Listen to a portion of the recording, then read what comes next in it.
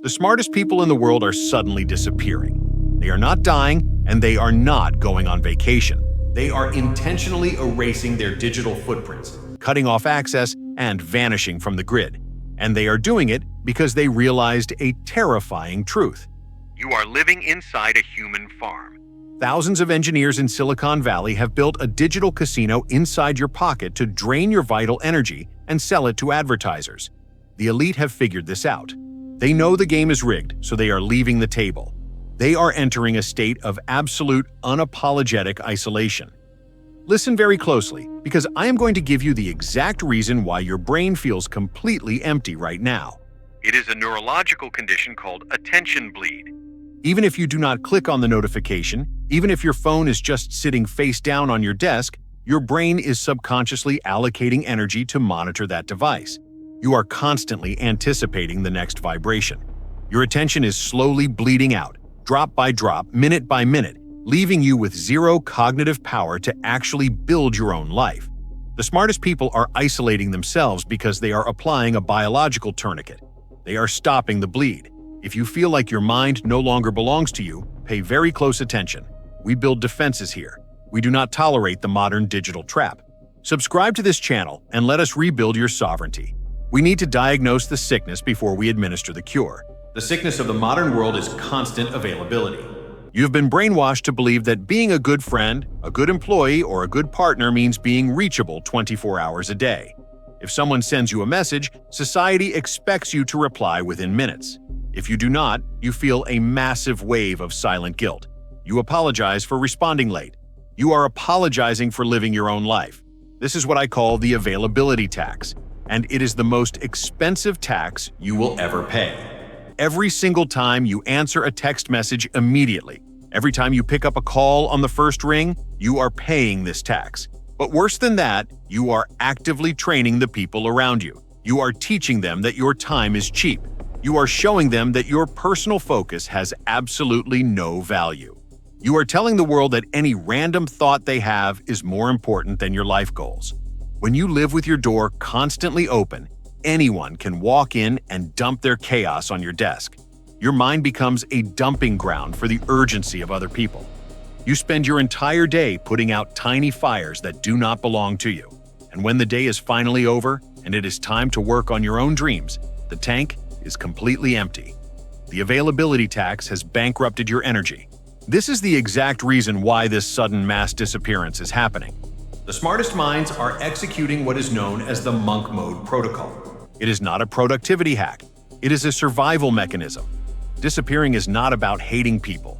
Monk mode is not about resentment. It is the ultimate act of self-respect. It is loving your own future enough to build a massive, impenetrable wall between you and the noise of the world.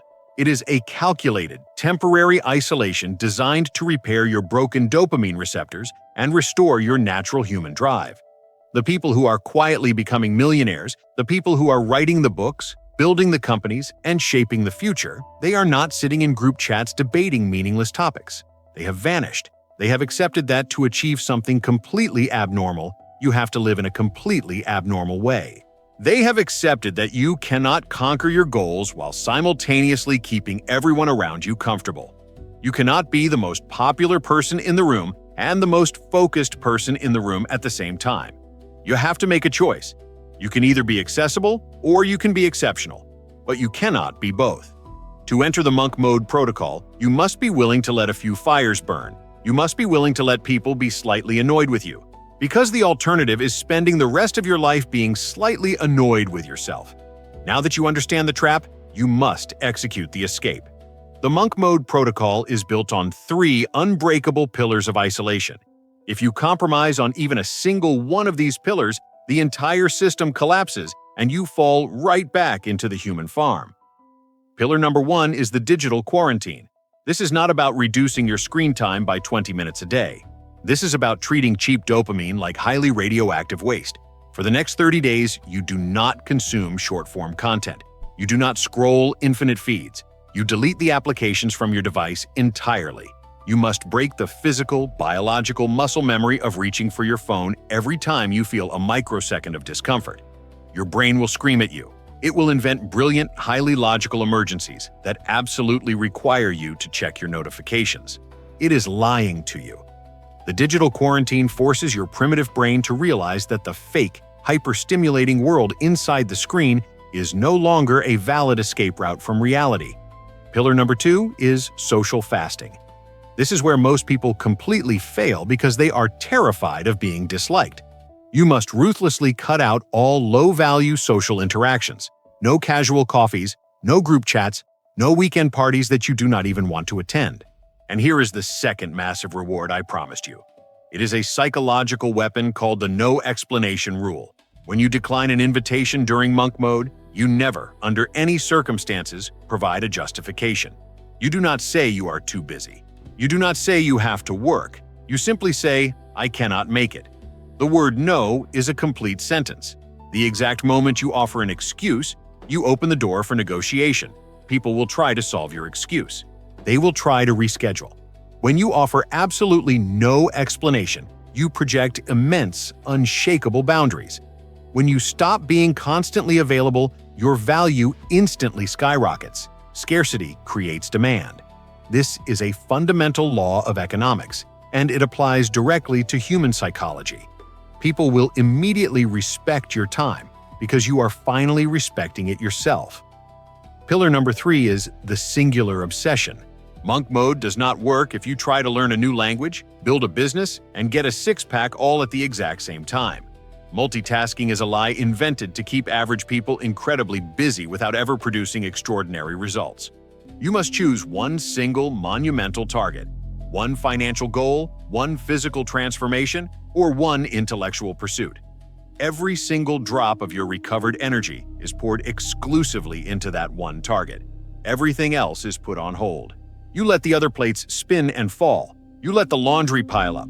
You let the minor tasks burn to the ground. You become a laser beam focused on a single point until it catches fire. But I must warn you, entering monk mode is not a peaceful retreat into the mountains.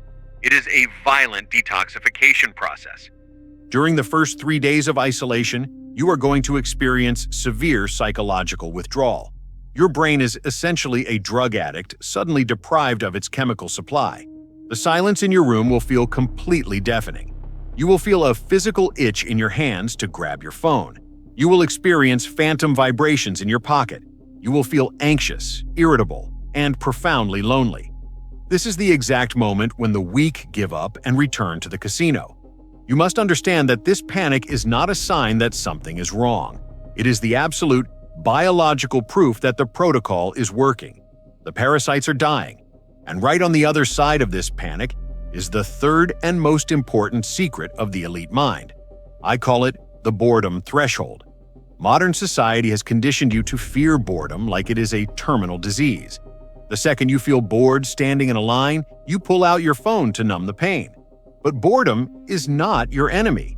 Boredom is the exact neurological state that precedes profound genius. When you are completely bored, your brain begins to search for intrinsic stimulation. It starts connecting completely unrelated ideas. It starts solving complex problems that you could not figure out when you were constantly distracted. You have to cross the brutal desert of boredom to reach the oasis of the flow state. The flow state is that magical psychological zone where time disappears, and you produce a month of high-quality work in a single afternoon. Elite athletes and billionaires do not run from boredom. They actually schedule nothingness. They protect their boredom because they know it is the birthplace of empires. You cannot enter the flow state if you keep running away from silence. During monk mode, when the boredom hits you like a physical weight, you do not try to escape it. You sit with it. You stare at the blank wall. You let your mind wander in the dark until it finally decides to focus entirely on your singular obsession. If you survive the withdrawal, if you hold the line and maintain the quarantine, something miraculous happens around day 14. The noise in your head completely stops. The craving for cheap dopamine vanishes. You wake up with a crystal clear mind. You look at your singular target, and instead of feeling dread, you feel an overwhelming predatory drive to execute. You have successfully reclaimed your biological hardware. And when you finally emerge from the protocol on day 31, you will not be the same person. You will have experienced a complete death of your former ego.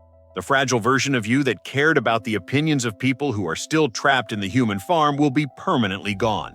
You will look at the people obsessively scrolling on their phones, and you will feel nothing but a cold, detached pity. You will have proven to yourself that you can survive the silence. You will have built something tangible, something real, while the rest of the world was arguing in the comment sections of fake lives. You become sovereign, you become completely untouchable, but you cannot reap the rewards of disappearing if you do not have the absolute courage to cut the cord on day one. I want you to look at your life right now. What is the one toxic anchor keeping you trapped in the human farm?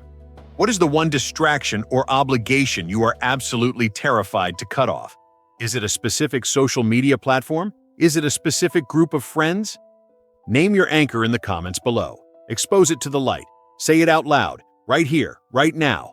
Leave your old self in this comment section, close the door, and tomorrow you disappear.